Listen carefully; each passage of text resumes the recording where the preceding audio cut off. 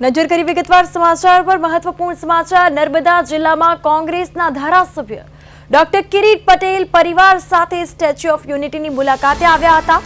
દરમિયાન તેમણે વિશ્વની સૌથી ઊંચી પ્રતિમા બનાવવા બદલ વડાપ્રધાન નરેન્દ્ર મોદીનો આભાર માન્યો અને અભિનંદન આપ્યા। સાથે જ પ્રતિમા નિર્માણમાં જોડાયેલી કંપની અને ટીમની પ્રશંસા કરી। ડોક્ટર કિરીટ પટેલે જણાવ્યું કે સરદાર પટેલ માત્ર લોક નેતા નહોતા, પરંતુ લોકોના દિલ, દિમાગ અને લાગણીઓ સાથે જોડાયેલા મહાન પુરુષ હતા। તેમની પ્રતિમા તેમના કદને અનુરૂપ બની છે। કોંગ્રેસના ધારાસભ્ય કિરીટ પટેલે પીએમ મોદીના વખાણ કર્યા। કિરીટ પટેલ પરિવાર સાથે સ્ટેચ્યુ ઓફ યુનિટીની મુલાકાતે પહોંચ્યા હતા। સ્ટેચ્યુ ઓફ યુનિટીના નિર્માણ માટે પીએમ મોદીનો આભાર માન્યો અને પ્રતિમા બનાવનાર ટીમ અને કંપનીને પણ અભિનંદન આપ્યા છે। તો સરદારની પ્રતિભાને અનુરૂપ પ્રતિમા બની છે તેવું પણ કિરીટ પટેલે જણાવ્યું।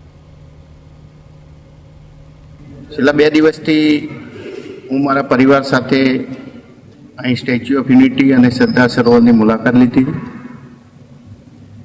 આ વિસ્તારનો સુંદર વિકાસ થયો છે અને વિશ્વની ઊંચામાં ઊંચી સરદાર પટેલની જે પ્રતિમા બનાવી છે, જેને પણ વિચાર આવ્યો એ વખતના ગુજરાતના મુખ્યમંત્રી અને હાલના વડાપ્રધાન નરેન્દ્રભાઈ મોદી, ગુજરાત સરકારમાં જેને પણ આ સ્ટેચ્યુને ડિઝાઇન કરી છે એવા આર્કિટેક્ટ સુથાર અને એલ&ટી કંપની, આ તમામને અભિનંદન આપું છું કે સરદાર પટેલનું જે કદ હતું, સરદાર પટેલ એ માત્ર લોક નેતા નહોતા, પરંતુ લોકોની લાગણી, દિલ, દિમાગ અને હૃદય સાથે જોડાયેલા એ નેતા હતા। જે રીતે એમને અખંડ ભારતને એક કરવામાં મહત્વનો ભાગ ભજવ્યો છે।